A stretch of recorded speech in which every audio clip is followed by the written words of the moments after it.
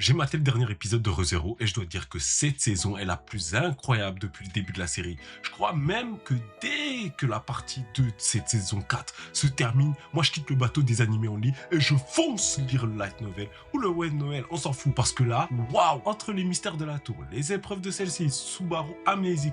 D'ailleurs, quel coup de force ça a été. Moi je pensais qu'on allait revue la saison avec des moments gênants. J'ai soufflé de fou malade. Pardon Taipei. Pardon, je t'ai critiqué. Je suis nul. Il faut jamais critiquer le meilleur joueur du monde.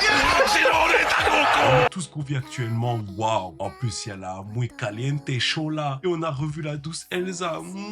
Que dire, hormis que pour moi, l'assassin c'est Rem et Subaru. Oui, ici on drop direct. Ah, on est venu théoriser ou pas, hein? C'est marqué dans le titre, non? Et c'est la gourmandise qui bute Subaru à chaque fois et qui fait le massacre dans la tour. Déjà, première chose, lorsque Ruiz détransforme et reprend son apparence normale dans la saison 3, on voit ce fond bizarre qui est présent dans l'opening de cette saison à la toute fin. Dans ce même opening, on voit quelqu'un confronter Subaru et dans l'œil de Subaru, on voit Rem. Donc la confrontation, c'est forcément Rem contre Subaru. Alors que tout le monde pense que c'est Millie, c'est Rem l'assassin. Deuxièmement, Subaru s'est fait voler sa mémoire, l'une des capacités de la gourmandise. Au lieu que ça soit un choc mental causé par la lecture des livres dans la bibliothèque, l'amnésie de Subaru serait due à la gourmandise. Et ça expliquerait pourquoi dans la boucle, quand Subaru est dans les souterrains et qu'il remonte et qu'il y a l'attaque, tout le monde est mort, patati et patata, et que c'est le dernier survivant, et Rem lui apparaît en lui disant la prochaine fois, cherche mieux. Puisque Rui, la gourmandise, en ayant acquis ses souvenirs, aurait obtenu l'information que Subaru a la mort réversible. Et en plus, avec cet épisode, on voit bien que la gourmandise prend possession de Subaru. Et Mélie, ayant pour mère Capella,